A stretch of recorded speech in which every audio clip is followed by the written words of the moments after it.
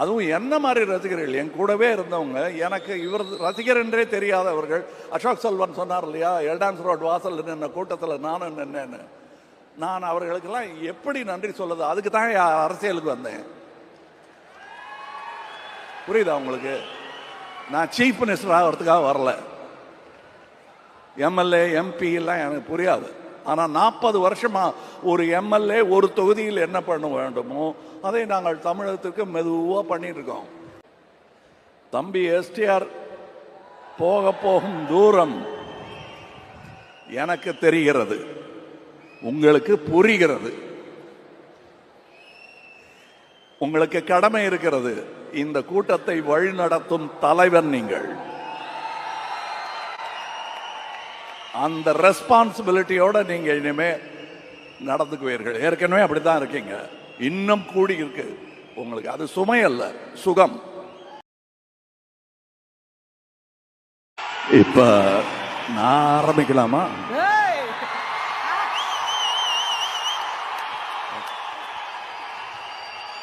நீங்க உத்தரவு கொடுத்தா தான் நான் பேச முடியும். ரைட். உயிரே உறவே தமிழே. இது அரசியலுக்கு போனதும் உங்களுக்கு கிடைச்ச எல்லாரும் தலைவர்கள்லாம் சொல்ற மாதிரி ஒன்று சொல்லணும் அப்படிங்கிறதுக்காக நீங்க இதை காயின் பண்ணீங்களான்னு கேட்டாங்க. இல்லை, நான் என் தமிழகத்தை பற்றி, என் தமிழ் சினிமாவை பற்றி, என் தமிழை பற்றி பேசிட்டு இருக்கேன். இது அரசியல் சார்ந்தது அல்ல, இது என்னை சார்ந்தது, நம்மை சார்ந்தது. உயிரே உறவே தமிழே. அது இந்த முதல் வரிசையில் இருப்பவர்களுக்கும் பொருந்தும். நான் வழக்கமா கருப்பு கண்ணாடி போட்டுட்டு வரமாட்டேன். ஏன்னா இங்க இருட்டில் தடிக்க விழுந்துடக்கூடாதுங்கிற பயம் ஒன்று இருக்கும். அது போக எனக்கு உங்களை சரியா பார்க்கணும், நீங்களே என்ன சரியா பார்க்கணும்.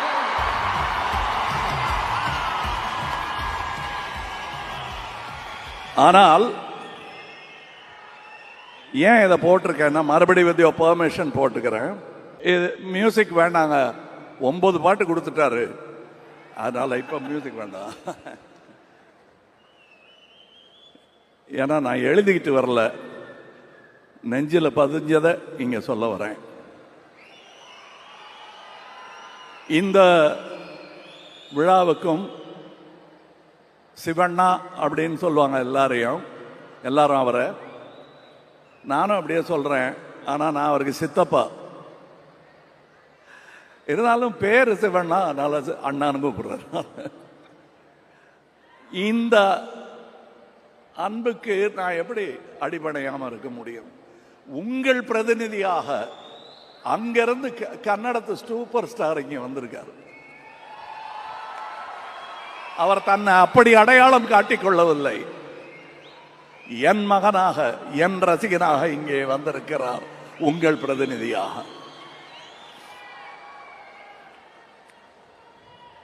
என்னை பார்க்க ஷூட்டிங்ல சின்ன பசங்களா மீச முளைக்காம வந்தவங்கெல்லாம் இன்னைக்கு பேரம்பேத்தியோட இருக்காங்க. என்னுடன் தொடர்ந்து வந்து கொண்டே இருக்கிறார்கள். அவர்களுக்கு நான் கடமைப்பட்டு இருக்கிறேன்.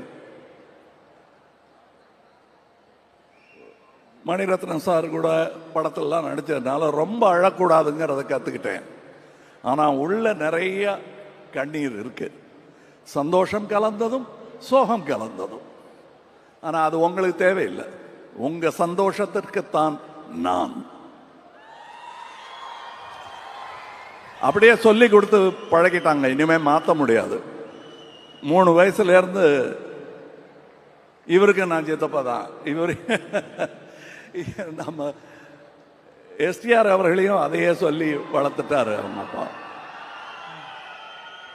அவர் என்னையும் ஒரு எக்ஸாம்பிளாக அவருக்கு காட்டியதற்காக அவருக்கு நன்றி சொல்ல வேண்டும்.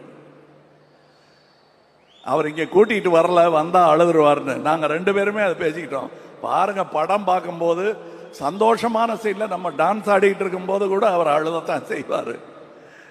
எனக்கும் வருது. இவங்கெல்லாம் பார்க்கும்போது என்ன கடந்து வந்திருக்கிறோம், எப்படி என்னை தாங்கி பிடித்திருக்கிறார்கள், எத்தனை தலைமுறைகளுடன் நான் தோளுரசி இருக்கிறேன் என்பதை பார்க்கும்போது எனக்கு என்ன சொல்றது, நன்றியை தவிர வேற ஒன்றும் சொல்ல தோணல. இந்த தக் லைஃப்கான வெற்றி ஆகப்போவதற்கான காரணம் முன்வரிசையில் அமர்ந்திருக்கும் இந்த தக்குகளும் அரங்கத்தையே நிறைத்திருக்கும் அந்த தக்குகளும் சேர்ந்துதான்.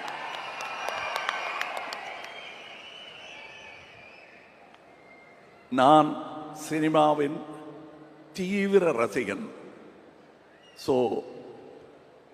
அந்த சினிமாவின் ரசிகர்கள் யாரை ரசித்தாலும் அவர்களின் ரசிகன் நான். சரி, இப்ப எங்கிருந்து ஆரம்பிக்கணும்? விழாவின் நாயகன் ரஹ்மான் அவர்கள் என்பதனால் அங்கிருந்து ஆரம்பிக்கிறேன். என்னை ஒரு போதையில் அப்படி இருக்கும்போது எழுப்பி விட்டு மறுபடியும் இன்னொரு போதையில் என்னை ஆழ்த்தி விட்டவர் ரஹ்மான். எங்க அண்ணன் இளையராஜா, தம்பி ரஹ்மான். தென்னகம் இந்தியா பெருமை கொள்ளும் அற்புத கலைஞர்கள். அவர்கள் ஆயுசு எண்ண முடியாதது. அதை எண்ணி பெருமிதம் கொள்கிறேன் நான். மணி சார், என்ன மணி சார் சிரிக்கிறார் பாரு. ஆனால் நாங்கள் முதல்ல மீட் பண்ணதுலேருந்து அப்படி தான் பேசிட்டு இருக்கிறோம். ரொம்ப சின்ன வயசில் மீட் பண்ணிட்டோம். ஆனால் எங்களை சந்திக்க வைத்தது சினிமா தான். அந்த சினிமாவுக்கு என்றென்றும் நான் நன்றி கடன் பட்டிருப்பதால் அதை பெருசா சொல்லிக்கல. அது எப்படியும் பலரையும் சேர்த்து வைக்கும். திமிரு பிடிச்ச கலைஞர்களை கூட பணிவுடன் நடிக்க வைக்கும் இந்த சினிமா. இந்த அப்ளாஸ் கேட்கும் போது நாங்க நிமித்திக்கிட்டு அப்படிலாம் கை காட்டினா கூட உள்ள விம்மும். பதிலுக்கு விசில் அடிச்சா நல்லா இருக்காதுங்கிறதுனால தான் நாங்க அடிக்கிறது இல்லை. இல்லைன்னா உங்களை பார்க்கும் குதூகலம் எங்களுக்கும் தொற்றிக்கொள்ளும். ஆனா இந்த விசில் எல்லாம் சினிமாவிற்காக என்பதை நான் உணர்கிறேன். நானும் இந்த துறையில் இருக்கிறேன் என்றுதான் நான் நினைத்துக் கொண்டிருக்கிறேன். ரவி கே சந்திரன் அவர்கள் இன்னைக்கு நாங்க பிடிச்சு வச்சிருக்கோம். ரஹ்மானை பிடிக்க முடியல, அங்க கொண்டு விட்டாங்க. இருந்தாலும் அவர் திரும்பி வராரு, நன்றி. இவரும் ஒரு படம் அங்க பண்ணிட்டாருன்னா திரும்பி வரமாட்டார். அது நடந்திருக்க வேண்டியது. மருதநாயகம் என்ன அற்புதமான வாழ்க்கை இது. வெளியே தெரியாம போயிருச்சேன்னு பெரிய வருத்தம் எனக்கு இருந்தது. அதை மணி அவர்கள் தீர்த்து வைத்து விட்டார். அந்த ஒர்க்கை மருதநாயகத்தில் நீங்கள் செய்த போது உங்களுக்கு இதைவிட சற்றே அனுபவம் குறைவு. முழு அனுபவத்துடன் உங்களை இந்த படத்தில் சந்திப்பது என்னுடைய பெருமையாக நான் கருதுகிறேன்.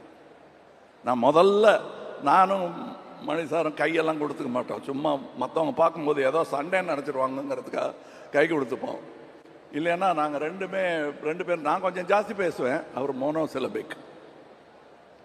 அவர் அந்த பெரிய டிம்ஃபனி மாதிரி ஒரு டம்னு கேட்கும். பாக்கியெல்லாம் நான் தபலா மாதிரி வாசிட்டு இருப்பேன் நான்.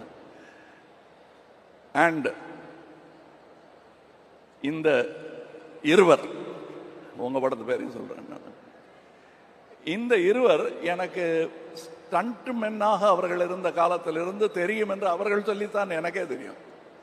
அப்படி உரு தெரியாமல் இருந்தவர்கள் தன் திறமையால் தேடி போக வைத்தவர்கள் இவர்கள். நன்றி. நான் விட்டதை பிடிக்கிறதுங்கிறது எல்லாரும் ட்ரை பண்ணுவாங்க.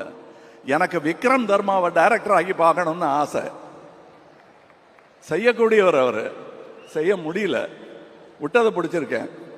அவர் பிள்ளைகள் நீங்கள். அதனால தான் நான் எங்கள் கூட்டத்துக்கு அப்புறம் வரேன், டெக்னீஷியன்ஸை பற்றி பேசுவோம்.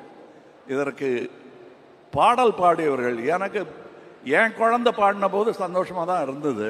ஆனால் அதை விட சின்ன குழந்தைகள் பார்க்கும்போது இந்த குழந்தை சின்ன குழந்தையா இருக்கும்போது பாடினதெல்லாம் எனக்கு ஞாபகம் வந்துருச்சு. தேவர் மகன் படத்தில் ஒரு சின்ன பாட்டு சான்ஸ் கொடுத்தாரு. கோடம்பாக்கத்துக்கு கூட்டிகிட்டு போகிறேன், வண்டியில் சீட்டில் உட்காந்துக்கிட்டு போற்றி பாடட்டி பொண்ணை ரிஹர்சல் பண்ணிக்கிட்டே இருக்கோம். அப்புறம் பின்னாடி உட்காந்துருந்தவங்களாம், எப்பா ஸ்டூடியோவுக்கு போய் பாடிக்கலாம், இல்லைன்னா பாடவே முடியாது, எதுக்கு வண்டி வருது, கொஞ்சம் நிறுத்துங்க, ரிஹர்சல் அங்கே போய் பண்ணிக்கலாம், அவர் பார்த்துக்குவார் அப்படின்னு சொன்ன அந்த குழந்தை கணீர் என்ற குரலில் ரஹ்மான் இசையில் என்று பாடிக்கொண்டிருப்பது தந்தையாக எனக்கு பெருமை. நான் உதிர்த்த உயிர், அதை பார்க்கும்போது எனக்கு உள்ளம் நெகிழாமல் இருக்காது. இன்னொரு பொண்ணு இங்கே உட்காந்துருக்கு, ஹாசினி. எத்தனை பேருக்கு நான் சித்தப்பா பாருங்க.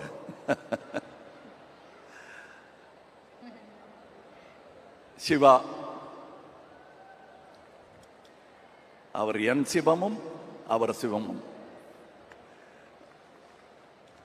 இன்னும் நிறைய பேர் இருக்காங்க. டெக்னீஷியன்ஸை பற்றி சொல்லி ஆகணும்.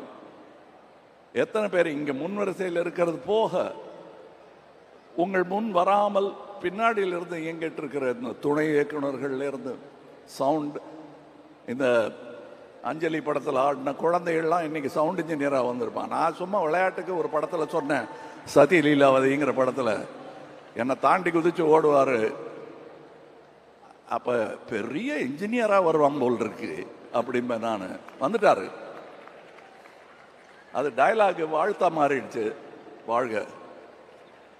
இன்னும் நிறைய நடிகர்கள் இவங்க முதல்ல வரும்போது இன்ட்ரடியூஸ் பண்ணி தான் இவங்க பேரெல்லாம் எனக்கு தெரியும், பார்த்துருப்பேன். ஏன்னா படத்தை நடுவில் பார்த்துட்டு இருப்போம், ஓரத்தில் பார்க்க மாட்டோம் நம்ம. ஆனால் நான் பார்ப்பேன், இவங்கெல்லாம் பண்ணியிருக்கிற பர்ஃபார்மன்ஸ் பாருங்க. இங்கே இந்த படத்தின் மூலம் நட்சத்திரமாக போபவர்கள் இன்னும் நிறைய பேர் இருக்கிறார்கள்.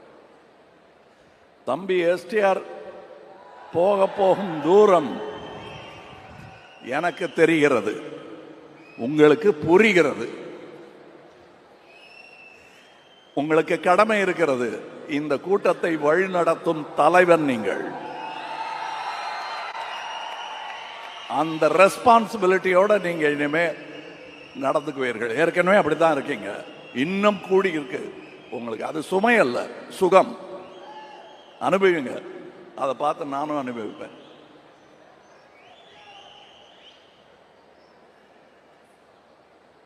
த்ரிஷா அவர்கள் அழகு அப்படின்னு அடிக்கடி சொல்றாங்க. அதெல்லாம் யாருக்கு வேணா தெரியும். ஆனா கிட்ட நெருங்கி போனாதான் உள்ள எவ்வளவு அழகா இருக்காங்க அவங்க. அதுவும் அந்த ஹேர் ஸ்டைலுக்குள்ளெல்லாம் ஒரு அழகு இருக்கு, தலைக்குள்ள. அவங்களுக்கு தலைகணம் என்பது பொன்னியின் செல்வன் ஹேர் ஸ்டைல்ல இருந்து வந்திருந்தா உண்டே தவிர அவங்களுக்கு தனியாக அது கிடையாது. அது எனக்கு அவங்களிடம் ரொம்ப பிடிக்கும். அவர்கள் இரும்பு மாதிரி இருக்கும் பார்க்கும்போது, ஆனால் உருக்கிடலாம், உருவாக்கிடலாம். அதை பண்ணியிருக்காரு மணி சார் இதில். அண்ட் ஜீவா என்பது இப்பொழுது அபிராமி அவர்கள் எடுத்திருக்கும் அவதாரம். குணா படம் பார்த்துட்டு ரசிகையாக மாறி தன் பெயரை மாற்றிக்கொண்டார். நன்றி. அவங்க இந்த படத்தில் பண்ணியிருக்கிற பர்ஃபார்மன்ஸை டப்பிங் போது நான் பார்த்துட்டு ஏன் டைலாக் விட்டுருவேன். நான் அது நான் விரும்மாண்டிலேயே நடந்திருக்கு. அதில் நான் டைரக்டருங்கிறதுனால ரொம்ப பராக்கு பார்க்க முடியாது. அதனால் நான் ரஷ் பார்க்கும்போது தான் அங்கே ஆவிட தட்டி தட்டி சொல்லுவேன், என்ன பண்ணியிருக்காங்கன்னு ஒருமையில் தான் பேசுவேன். சந்தோஷத்தில் அப்படி வந்துடும் ரசிகனுக்கு. அற்புதமான நடிகை. வெல்கம் பேக்னு சொன்னாங்கல்ல, you left, we never left you. Ashok Selvan நான் நாசர்கிட்ட சொல்லிட்டு இருந்தேன். அவர் நெகிழ்ந்துட்டாரு இவரை பாராட்டும் போது. எனக்கு நாசரை பார்த்த மாதிரி இருக்கு இவரை பார்க்கும்போது. அதே போலீஸ் வேஷம் இருக்கு. நாசர் அந்த பில்டிங்ல நடந்து வருவார். கண்டிப்பா அப்ப பார்த்த உடனே தெரியும் யார் இந்த பையன்னு கேட்பாங்க எல்லாரும். அந்த பையன் தான் இங்க இருக்காரு. இன்னும் அப்படியே பையனா தான் இருக்காரு. இதெல்லாம் மேக்கப், வெள்ளை டை போட்டுட்டு வந்திருக்காரு. அப்படித்தான் எனக்கு தோணுது. இங்கே உதவி இயக்குனரை நடிகையாக்கி இருக்கிறார். நட்சத்திரமாவதற்கான எல்லா வாய்ப்புகளும் இருக்கிறது சஞ்சனா. அப்புறம் வேற என்ன, யார் நிறைய பேர் இருக்காங்க கலைஞர்கள். இதில் நான் விட்டுறக்கூடாது. அதே நேரத்தில் நான் போர் அடிக்கவும் கூடாது உங்களை. இதில் அடிங்கிறங்கிற நான் அடிச்சிருவேன். அப்புறம்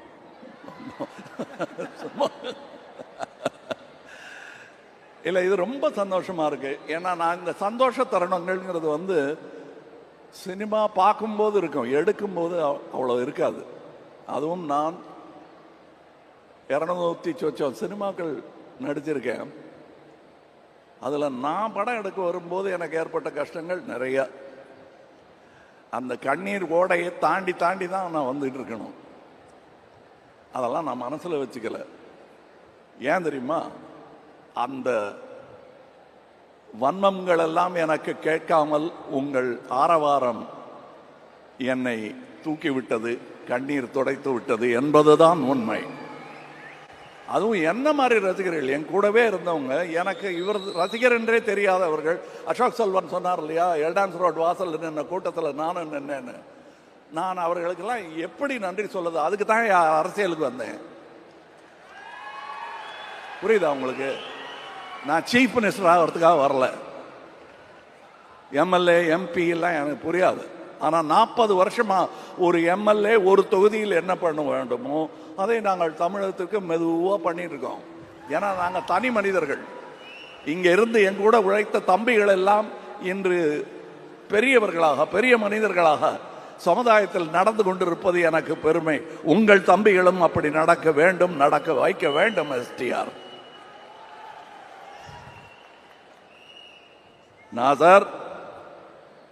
நாசர் பாய், நாங்க சினிமா தவிர நாங்க ஒருவருக்கொருவர் பேசிக்கொண்ட காதல் வசனங்கள் நிறைய.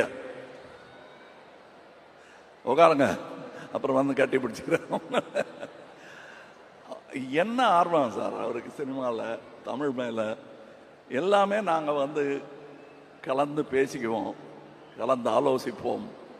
நான் எங்கள் ஆலோசனை பூரா நீங்கள் எங்கே வீடு வாங்கியிருக்கீங்க, எத்தனை கிரவுண்டுன்னு கேட்டதே கிடையாது. அவரும் கேட்டது கிடையாது, நானும் கேட்டது கிடையாது.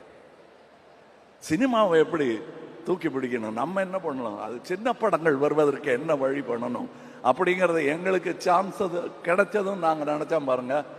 அதுதான் உண்மையான சினிமா ரசிகனின் லட்சணம். அது நான் பல பேரிடத்தில் இங்கே பார்க்கிறேன். பரேட்டே இந்த ஜோஜு யாருன்னு எனக்கு தெரியாது. நான் திடீர்னு எல்லா படத்தையும் பார்த்துட்டு இருப்பேன். இந்த ரெட்டைன்னு ஒரு படம், ரெட்டா, உங்களுக்கு ரெட்டைன்னு சொன்னாதான் தெரியும். ரெட்டா, அதாவது நான் கிட்டத்தட்ட 30 சொச்சம் டபுள் ரோல் பண்ணியிருப்பேன். ஒன்று மூக்கு வச்சுப்பேன், காது வச்சுப்பேன். மைக்கேல் மதன காமராஜங்கிற படத்தில் மட்டும்தான் ரொம்ப மேக்கப் வித்தியாசம் இல்லாமல் கடைசி காட்சிகளில் எல்லாருக்கும் ஒரே மாதிரி கெட்டப் போட்டுட்டு பண்ணியிருக்கோம். அது ஒன்று தான் நான் பெருமையாக சொல்லிக்கிறேன். ஆனால் தன்னுடைய ஆரம்பகால படத்திலேயே ஒன்றுமே இல்லை, ஒரே போலீஸ் ஸ்டேஷனுக்குள்ளே இருப்பாங்க ரெட்டையர்கள். தனியாக தெரியும், இது அந்த சகோதரன், இது இந்த சகோதரன். எனக்கு இவங்க 2 பேரை பார்த்தா யார் அன்பு யார் அறிவுன்னு இன்னி வரலும் கேட்டுட்டு இருப்பேன். அவங்களும் அது சொல்லவே மாட்டாங்க, பதிலே சொல்ல மாட்டாங்க. யார் அன்புன்னு நீங்களே கண்டுபிடிச்சிக்கங்க சார். அந்த வேற மாதிரி இருக்காரு, அது வேற ஒரே மாதிரி ட்ரெஸ் போட்டுக்கிட்டு வருவாங்க. நான் அன்பு கிட்ட அறிவுன்னு பேசிட்டு இருப்பேன், அறிவு கிட்ட அன்புன்னு பேசிட்டு இருப்பேன். 2மே எனக்கு பிடிச்ச வார்த்தைகள் தான்ங்கிறதுனால அவங்க கோச்சிக்க மாட்டாங்க தப்பா பேர் சொன்னா. ஜோஜு, நீங்க நான் பொறாமைப்படும் நடிகர்களில் ஒருவர். நிஜமா புதுசா நடிக்கணும்னு நினைக்கிறவன் பூரா எனக்கு போட்டின்னு நினைக்கிறவன் நான். ஆனா அவங்கள வரவேற்க வேண்டியது என்னுடைய கடமைன்னு நினைக்கிறவன் நான். அந்த கடமையை நாம் அனைவரும் செய்ய வேண்டும். என்ன நடுவில் நான் இதெல்லாம் விட்டுட்டு போயிடலாம், என்னதுக்கு இந்த கஷ்டம் அப்படின்லாம் நினைச்ச போது என்னை இங்கே தங்க வைத்ததே நீங்கள் தான். இப்ப இங்க இருக்க அடுத்து நிறைய பேரை கொண்டு வந்து இங்க சேர்த்துடணுங்கிறது மட்டும்தான் என் முனைப்பு. நான் தோள் கொடுக்கும் இந்த சினிமா பல்லக்கில் திறமையானவர்கள் எல்லாரும் ஏறி அமரலாம். இன்னொரு பக்கம் சாஞ்சனா பிடிக்க மணி இருப்பார், ரஹ்மான் இருப்பார், ரவி கே சந்திரன் இருப்பார், நாதர் இங்க கொஞ்சம் வந்து அந்த பின்னாடி பிடிக்க என்ன பிடிப்பாங்க. அவங்களாம் மேல நிக்கிறவங்க நம்ம குழந்தைகள், என்னங்க அவங்க காலை தூக்கி தலையில வச்சுக்கிட்டு இருக்கோம்னு வைக்கலாம், தப்பே கிடையாது. நம்ம குழந்தைகள் காலை முத்தம் கொடுக்கறது இல்லையா, அந்த மாதிரி நினைச்சுதான் நான் நினைக்கிறேன். எனக்கு ரொம்ப விம்மும் சந்தோஷம் இங்கே இருக்கிறது. இந்த ராஜ்கமல் நிறுவனம் அப்படிங்கிறத சொல்லும்போது அதுல பின்னாடி எனக்கு பக்கபலமா முதுக பிடிச்சிக்கிட்டே வந்தது அண்ணன் சந்திரஹாசன் அவர்கள். நான் பண்ற எல்லா விதமான கோளாறுகளுக்கும் சிகிச்சை செய்து அதை சரி பண்ணி என்னை கொண்டு வந்து சேர்த்தவர் அவர். ஐயோ அண்ணன் போயிட்டாரேங்கும் போது எனக்கு கிடைத்த தம்பி தான் மகேந்திரன். இது சம்பளம் கொடுத்தா கிடைக்காதுங்க, அதெல்லாம் பத்தாது. இங்கே நான் இப்போது அணிந்திருக்கும் இந்த ட்ரெஸ்ஸில் இருந்து ரங்கராய சக்திவேல் அணிந்திருக்கும் அந்த வித்தியாசமான ஆடையிலிருந்து அதை எனக்கு செய்து கொடுத்த அமிர்தா அவர்களுக்கு வணக்கம், நன்றி. என் பின்னாடி நிறைய பேர் இருக்காங்க, உட்கார். அவங்களுக்கு பின்னாடி ஒரு 4 பேர் இருக்காங்க. அத்தனை பேரையும் சொல்லி கொண்டிருந்தா இங்கே நேரம் பத்தாது. நாசருக்கு பின்னாடி எப்படி அவங்க இருக்காங்களோ அதை ஒவ்வொரு மேடையிலுமா சொல்லிட்டு இருக்க முடியும். அந்த மாதிரி என் பின்னாடி பல பேர், பல டெக்னீஷியன்கள். இதோட எடிட்டர், அந்த ட்ரைலர் பார்த்தீங்கல்ல, அது இத்தனை மில்லியன் அத்தனை மில்லியன் அந்த கட்ஸுக்காக தான் போயிட்டு இருக்கு. மணிசாருக்கும் அதில் பங்கு உண்டு. எனக்கு இன்னும் என்ன ட்ரைலர் கட் பண்ண போறாங்கன்னே தெரியாது. எனக்கு ட்ரைலர்லாம் கட் பண்ண பிடிக்கும். ஆனால் அற்புதமான இருவரிடம் நான் அதை விட்டதனால் இப்போ எத்தனை மில்லியன்ஸ் போயிருக்கு. வேற என்ன சொல்லுங்க. அலி ஆப் ஹே யா? Okay okay, sorry welcome. நான் இன்னும் இவங்க பண்ண பர்ஃபார்மன்ஸை பற்றி எல்லாம் சொல்லலை, ஏன்னா that will be a spoiler. தம்பி எஸ்டிஆர் பண்ணியிருக்கிற அவருடைய நட்சத்திர அந்தஸ்தை பற்றி பேசுறத ஒரு பக்கம் ஒதுக்கிட்டு அவர் இதில் பர்ஃபார்ம் பண்ணியிருக்கிற விதத்தை நீங்கள் கண்டு ரசிக்க வேண்டும். நான் ரசித்தேன். நான் பெற்ற இன்பம் நீங்களும் பெறுவீர்கள் என்ற நம்பிக்கை எனக்கு இருக்கிறது. எல்லாரையும் சொல்ல முடியாது, அங்கே வேற ஒரு இடத்துல மிக்சிங் நடந்துட்டு இருக்கு. விப்ளாஷ் என்ற படத்தின் சவுண்ட் மிக்சிங் செய்ததற்காக ஆஸ்கார் வென்றவர் இந்த படத்திலும் செய்து கொண்டிருக்கிறார். இதெல்லாம் இப்பதான் சொல்ல முடியும். முதல்லயே சொன்னா படஞ்செறியில் இருக்கும் போல் இருக்கு, பேரா சொல்லிட்டு இருக்காங்கன்னு நினைச்சிடக்கூடாதுங்கிறதுக்காக அதெல்லாம் அப்புறமா இது எப்படிங்கன்னு கேட்கும்போது அவங்க பேரை சொல்லலாங்கிறதுக்காக விட்டு வச்சிருக்கோம். ஏன்னா அவங்க ஒர்க்கு வந்து இந்த மாதிரி மேடையில் நின்னா புரியாது, படம் பார்க்கும்போது தான் தெரியும். ரவி கே சந்திரன் அவர்களுடைய வேலை என்ன என்பது ட்ரைலர் பார்த்தா கூட புரியாது. கதையோடு அவர் பண்ணியிருக்கிற லைட்டிங்கை பார்க்கணும். நான் இங்கே விற்க வந்தது தக் லைஃப் அல்ல, நல்ல சினிமாவை. தக் லைஃபை நீங்கள் ஏதாவது ஒரு விலையில் வாங்கி விடுவீர்கள் என்ற நம்பிக்கை எனக்கு இருக்கிறது. எவ்வளவு நம்பிக்கை இருக்கிறது என்பதை சொல்லுகிறேன். இது யாரோ மற்ற ப்ரொடியூசர்லாம் சவால் விடுறதா நினைக்க வேண்டாம், அதல்ல, அவங்கவுங்க இஷ்டம். நான் சேட்டலைட்டும் நெட்ஃப்ளிக்ஸும் மட்டும்தான் விற்றிருக்கிறேன். பாக்கியெல்லாம் we are distributing. மணி சாருக்கு ரிஸ்க் வந்துடாம நாங்கள் டிஸ்ட்ரிபியூட்டிங். என்ன நம்பிக்கை இருந்தால் இப்படி பண்ணுவோம் நீங்கள் சொல்லுங்க. ஏன்னா வியாபாரம் எங்களுக்கு ஓரளவுக்கு தெரியும். அந்த நம்பிக்கையில் உங்களை நம்பி ஒரு நல்ல சினிமாவை தயாரித்து முதலீடு செய்திருக்கிறேன். உரம் போட்டு இருக்கிறோம், உழுது இருக்கிறோம். விவசாயிக்கு இதை தவிர வேற ஒன்றும் தெரியாது. எங்கள் விவசாயம் சினிமா விவசாயம். அதில் யாராவது வந்து இதில் கார்ப்பரேட் விவசாயம் பண்ணாமல் இருக்கிறதுக்காகத்தான் மணி மாறி தோழர்கள் எனக்கு தேவையாக இருக்கிறார்கள். நன்றி. இதில் தோள் கொடுத்த அத்தனை சகோதரர்கள் பேரையும் சொல்ல முடியாது, தோள் கொடுக்க போகும் ரசிகர்கள் பேரையும் தனித்தனியே சொல்ல முடியாது. நான் கடந்து வந்த பாதையில் கலைஞர் டயலாக் சொன்ன மாதிரி, பாட்டளிக்கும் குயில்கள் இல்லை என் பாதையில், படமெடுக்கும் பாம்புகள் நெளிந்திருக்கின்றன.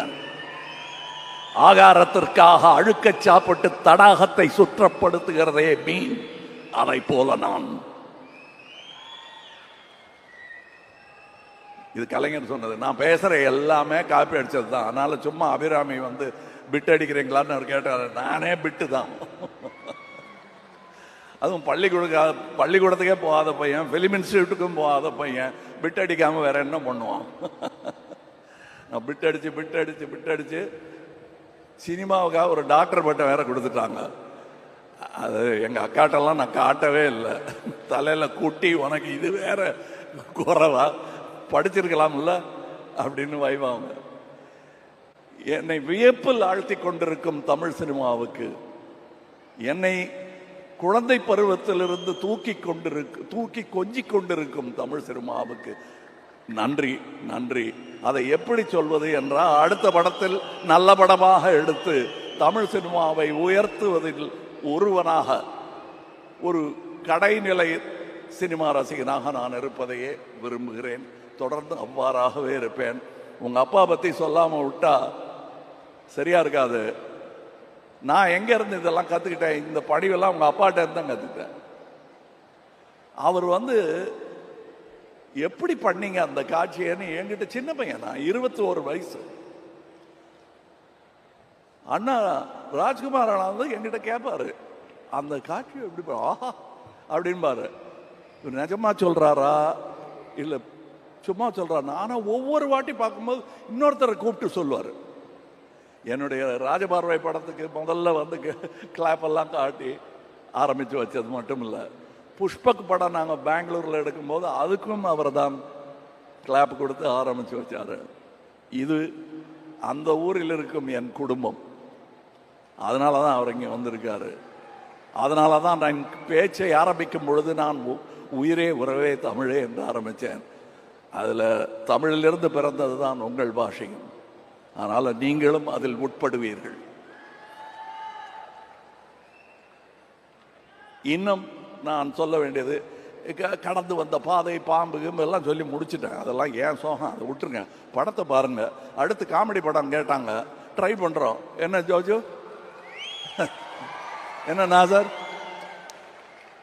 ட்ரை பண்ணலாம். என்ன ரஹ்மான் அந்த பக்கம் பார்க்குறீங்க? ஓகே, இவங்களுக்கு நான் வேற வச்சிருக்கேன் உங்களுக்குங்கிற மாதிரி வச்சிருக்கேன்.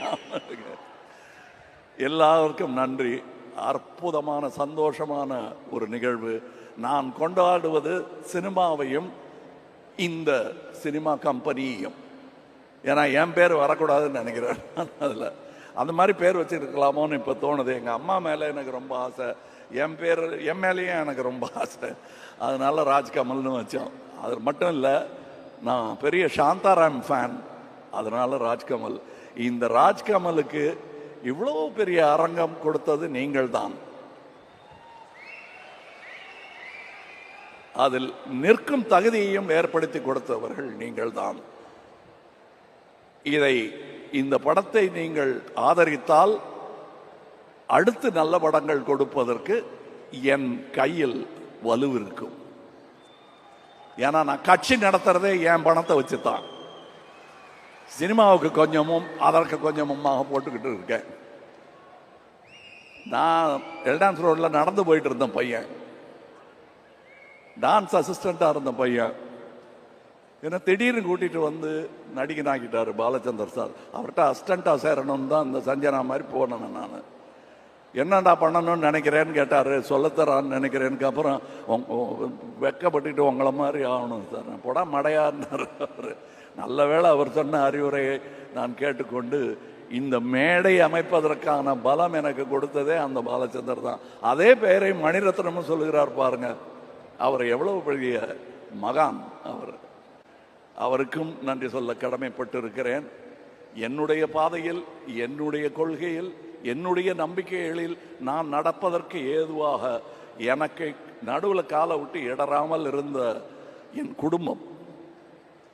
அது எங்க அண்ணன் சாருவாசனும் சொல்வார், நாங்கள் 2 பேரும் ரேஷனலிஸ்ட். அவர் அது ஒத்துப்பாரான்னு தெரியல. நான் பகுத்தறிவாளன், அவரும் அதுவாகத்தான் இருக்கிறான் என்று நினைக்கிறேன். இந்த சூழலில் நான் வேறு எப்படியும் வந்திருக்க முடியாது. எனக்கு கிடைத்த வாத்தியார்களின் பட்டியல் ஏற்கனவே பல முறை சொல்லி இருக்கிறேன். உங்களுக்கு மனப்பாடமாகும் வரை அதை சொல்லிக் கொண்டிருப்பேன் நான். நன்றி. அடுத்த பட அறிவிப்பு, அது என்ன மாதிரி படம் என்பதையெல்லாம் நீங்களும் தக் லைஃபும் வெற்றியும் தான் முடிவு செய்ய வேண்டும். நன்றி, வணக்கம் sir. Thank you sir. Thank you sir. Sir love you sir. Sir நீங்கள் எங்களுக்கு நிறைய கொடுத்துட்டீங்க. எவ்வளோ விஷயங்கள் கொடுத்துருக்கீங்க. இந்திய சினிமாவை தலை தூக்கி நடக்க வச்சிருக்கீங்க. ரசிகர்களை நெஞ்சு நிமித்தி நடக்க வச்சிருக்கீங்க. நாங்கள் எங்களால் முடிஞ்ச ஒன்று இப்போ உங்களுக்கு கொடுக்கணும்னு ஆசைப்படுறோம். நீங்கள் அந்த சென்டரில் நிற்கணும் சார். நாங்கள் எல்லாரும் எந்திரிச்சு நின்று எங்கள் கைத்தட்டல் மட்டும் உங்களுக்கு கொடுக்கணும்னு ஆசைப்படுறோம் சார். இல்லை உக்காந்துக்கிட்டே தட்டுங்க, எனக்கு எல்லாரையும் பார்க்கணும். ஒரு பெரிய கைத்தட்டல். இத்தனை வருஷமா தேங்க்யூ சினிமாவை இங்கேயும் இங்கேயும் சுமந்து அதை நம்ம கரமும் சேர்த்து நடக்க வச்சதற்கு. இல்லை, நாங்கள் வேலை செய்யறது எல்லாமே உங்களை சீட்டில் உட்கார வைக்கத்தான். எந்திரிச்சிடாதீங்க, உட்காருங்க. ஏன்னா எந்திரிச்சா எங்களுக்கு பதட்டமாக இருக்கும். நன்றி, நன்றி. மறவேன், மறவேன். நன்றி.